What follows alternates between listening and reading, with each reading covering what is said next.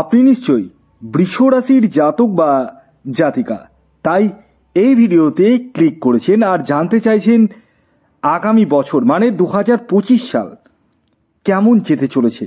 হ্যাঁ বন্ধুরা, আমি এই ভিডিওতে 2025-এর একটা বিস্তারিত আলোচনা করতে চলেছি এবং ভিডিওটি একটু বড় হতে চলেছে। কাইন্ডলি আপনারা ভিডিওটি সম্পূর্ণ দেখুন, কারণ আমি এই ভিডিওতে গ্রহের গোচর ধরে বলবো যাতে আপনাদের প্রত্যেকেরই বুঝতে সুবিধা হয়।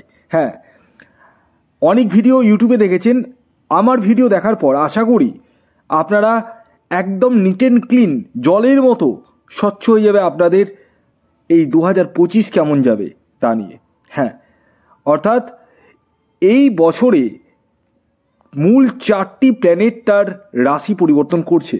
এক, শনিদেব মহাপরিবর্তন শনির, এবং মেষ রাশির শনির সাড়ে সাথে স্টার্ট হচ্ছে। আপনাদের না শনির সাড়ে সাথেই না ঢাইয়া, কোনোটাই হচ্ছে না স্টার্ট, কিন্তু শনি রাশি পরিবর্তন করছে। সেকেন্ড যে প্ল্যানেটটির কথা বলবো সেটি হচ্ছে বৃহস্পতি, সেও কিন্তু রাশি পরিবর্তন করছে। থার্ড যে প্ল্যানেটটির কথা বলবো সেটি হচ্ছে রাহু, এবং ফোর্থ কেতু। এই চারটা মেন প্ল্যানেট রাশি পরিবর্তন করছে এই 2025-এ। কি হতে পারে তার জন্য আপনাদের জীবনে কোন কোন জায়গাগুলো ভালো রয়েছে, কোন জায়গাগুলো থেকে সমস্যা আসতে পারে, না নেগেটিভ না পজিটিভ, এক্স্যাক্ট যেটা ঘটবে সেটাই আমি বলবো। তাই ভিডিওটি কমপ্লিটলি দেখুন।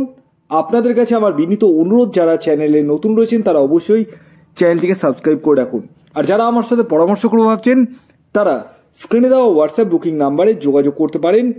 খেয়াল রাখবেন, এটি অনলাইন সার্ভিস এবং এটি ফ্রি সার্ভিস নয়। আসুন আমি একদম ডিটেলসে যাব বৃষ রাশির। তবে ডিটেলসে যাওয়ার আগে আপনাদেরকে আমি বলবো ভিডিওটি কমপ্লিটলি দেখুন, কারণ আমি গ্রহের গোচর ধরে বলবো তো, যাতে আপনাদের প্রত্যেকেরই বুঝতে সুবিধা হয়। হ্যাঁ, চলুন জেনে নেওয়া যাক 2025 বৃষ রাশির জাতক ও জাতিকার হিসাবের খাতায় নাম কিভাবে উঠতে চলেছে। আপনাদের রাশি হচ্ছে বৃষ, আর আপনাদের রাশির অধিপতি গ্রহ হচ্ছে ভেনাস মানে শুক্র, যে দশম স্থানে বসে রয়েছে শনির সাথে। আপনাদের ফার্স্ট হাউসে দেবগুরু বৃহস্পতি রয়েছে, থার্ড হাউসে রয়েছে মঙ্গল গ্রহ, পঞ্চম স্থানে রয়েছে কেতু, সপ্তমে রয়েছে বুধ, অষ্টমে রয়েছে রবি, আপনাদের 11th হাউসে রয়েছে রাহু গ্রহ। এটা কিন্তু আপনাদের জানুয়ারি মাসের মানে কীরকম গ্রহের পরিস্থিতি থাকতে চলেছে, যার মধ্যে 30 মার্চ শনি ট্রানজিট করছে, তারপর বৃহস্পতি ট্রানজিট করছে, রাহু কেতু ট্রানজিট করছে। মানে যে ঘরে রয়েছে সে ঘরে থাকবে না, রাহু অপোজিট ডিরেকশনে যাবে, আর বাকি দুটি গ্রহ বৃহস্পতি এবং শনি সঠিক ডিরেকশনে যাবে। যেমনটা আমি বললাম, 30 মার্চ শনি কিন্তু মীন রাশিতে আসতে চলেছে। 15ই মে দেবগুরু বৃহস্পতি মিথুন রাশিতে আসতে চলেছে। রাহু ও কেতু যথাক্রমে সিংহ রাশি এবং কুম্ভ রাশি, এই দুটোতেই অবস্থান করতে চলেছে 2025-এ। সবার প্রথমে দেবগুরু বৃহস্পতি কি ফল দিতে চলেছে এই 2025-এ সে বিষয়ে আগে জেনে নিন, তারপর শনি এবং তারপর রাহু ও কেতু সবটাই বলবো। প্রথমে আসি দেবগুরু বৃহস্পতি। দেবগুরু বৃহস্পতি আপনাদের ফার্স্ট হাউসে রয়েছে 15ই মে পর্যন্ত, আর এই 15ই মে পর্যন্ত আপনাদের বিবাহের জায়গাটা কিন্তু যথেষ্টই সুগম হতে চলেছে। অর্থাৎ যারা বিবাহের জন্য প্রচেষ্টা করছেন তাদের ক্ষেত্রে বিবাহের শুভ যোগাযোগ বা গাঢ় যোগাযোগগুলো কিন্তু হতে চলেছে, সেই জায়গাটা ডেফিনেটলি দেখতে পাওয়া যাচ্ছে আপনাদের ক্ষেত্রে। 15ই মের আগে পর্যন্ত আপনাদের শুধু বিবাহের জায়গাটা না, আপনাদের মধ্যে ম্যাচুরিটির জায়গাটা কিন্তু আসবে, এবং আপনাদের মধ্যে একটা অভ্যন্তরীণ যে জ্ঞান সেই জায়গাটা কিন্তু বৃদ্ধি পাবে। ফার্স্ট হাউসে যেহেতু দেবগুরু বৃহস্পতি রয়েছে।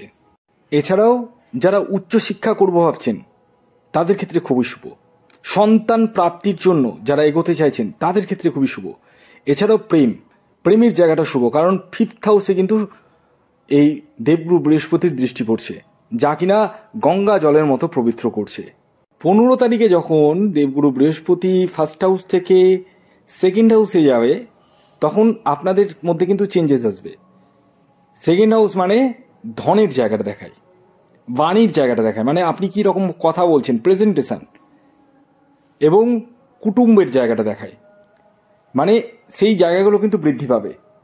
যারা ঠিকঠাক প্রেজেন্টেশন করতে পারছিলেন না তারা কিন্তু যথারীতি প্রেজেন্টেশন করতে পারবেন। যে কোনো জায়গায় নিজেকে তুলে ধরা, সেই জায়গাটা কিন্তু আসবে।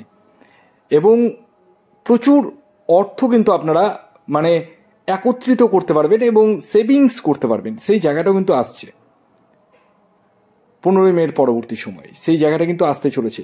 এবং আপনার গৃহে কোনো মাঙ্গলিক অনুষ্ঠান হওয়ার কিন্তু সম্ভাবনা হয়ে উঠতে চলেছে, সেই জায়গাটাও কিন্তু লক্ষ্য করা যাচ্ছে। তবে সবটাই তো ভালো হবে না, কিছু জায়গায় খারাপ রয়েছে। এবার খারাপটা শুনে নিন।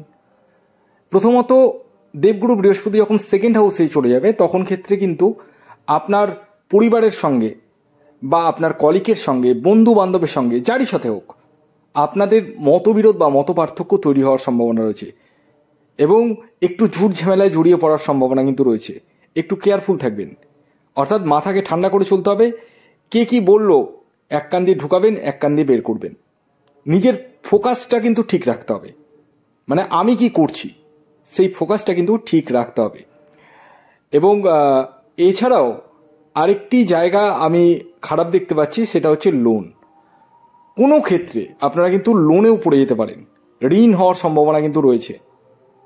কোনো ধরুন ফ্ল্যাট কিনতে গেলেন, সেখানে লোন করতে হলো, বা একটা 4 হুইলার কেনার ইচ্ছা হলো, 4 হুইলার কিনতে গেলেন বা 2 হুইলার কিনতে গেলেন, সেখানে লোন করতে হলো, লোনেও কিন্তু পড়ার সম্ভাবনা রয়েছে। তবে খেয়াল রাখবেন, এই যখন সেকেন্ড হাউসে দেবগুরু বৃহস্পতি চলে যাবে, আপনি লোন নেন ঠিক আছে, কিন্তু কাউকে টাকা পয়সা কিন্তু ধার দেবেন না, সমস্যা কিন্তু ক্রিয়েট হয়ে যাবে। মানে আপনার টাকা কিন্তু আপনি ফেরত পাবেন না। আরেকটি কথা বলে দিই, আপনাদের ক্ষেত্রে কিন্তু 6th হাউসে দেবগুরু বৃহস্পতির দৃষ্টি পড়ছে, যেটা কিন্তু আপনাদের ক্ষেত্রে শত্রুতা বৃদ্ধির ঝোঁক কিন্তু আনবে।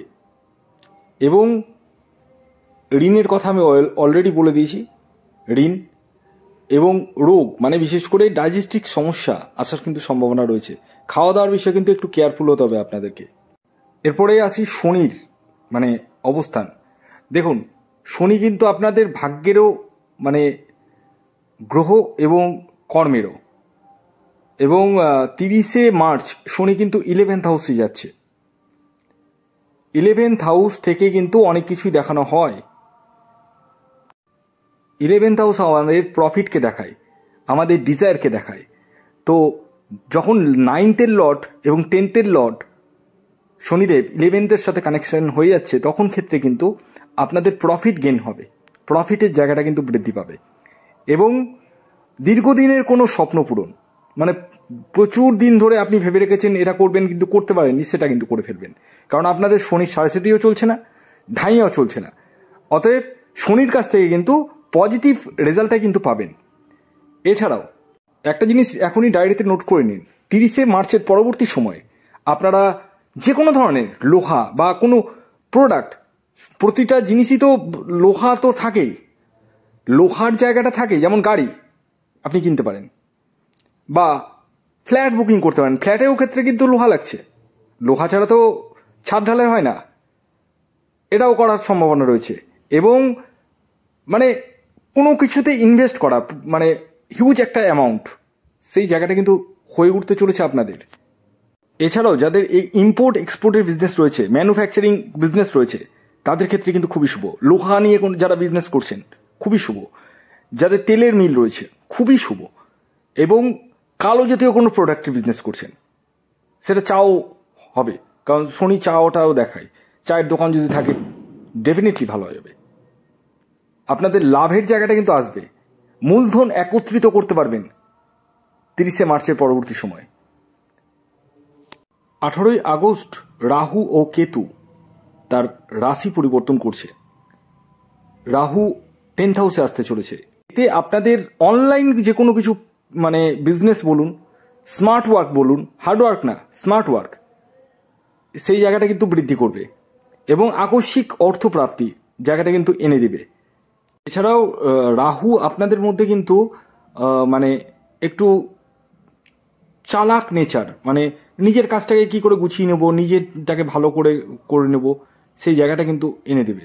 মানে একটু ধরুন সেলফিশ নেচার কিন্তু আনবে, এটা ডেফিনেটলি। আর আরেকটি কথা বলি, শনি 11th হাউসে বসে রয়েছে মানে আপনাদের ফার্স্ট হাউসে দৃষ্টি পড়ছে। একটা কথা বলে দিই, আপনাদের মধ্যে মানে প্রেমের জায়গায় কিন্তু একটু বাধা বিঘ্ন আসার সম্ভাবনা রয়েছে, প্রেম নিয়ে একটু সমস্যা আসবে, এবং আপনাদের মধ্যে একটু অ্যাংজাইটি, একটু রাগ, একটু জেদ এগুলো কিন্তু বৃদ্ধি পাবে, এবং হঠকারিতার ডিসিশন কিন্তু নিয়ে নিতে পারেন। একটু কেয়ারফুল থাকতে হবে আপনাদেরকে। এবং পাশাপাশি কেতু আপনাদের গুপ্ত বিদ্যা বলুন, গুপ্ত ধন বলুন, সেটা কিন্তু এনে দিবে, এবং শেয়ার মার্কেট থেকে প্রফিট এই জায়গাটা কিন্তু আসতে চলেছে আপনাদের। তো ওভারঅল যদি বলা যায়, এই 2025 সালে বৃষ রাশির ক্ষেত্রে কিন্তু হিসাবের খাতায় নাম উঠবেই। তো যারা আমার সাথে পরামর্শ করতে ভাবছেন তারা স্ক্রিনে দেওয়া হোয়াটসঅ্যাপ বুকিং নাম্বারে আপনারা যোগাযোগ করতে পারেন। ভিডিওটি এখনকার মতো এ পর্যন্তই। ধন্যবাদ।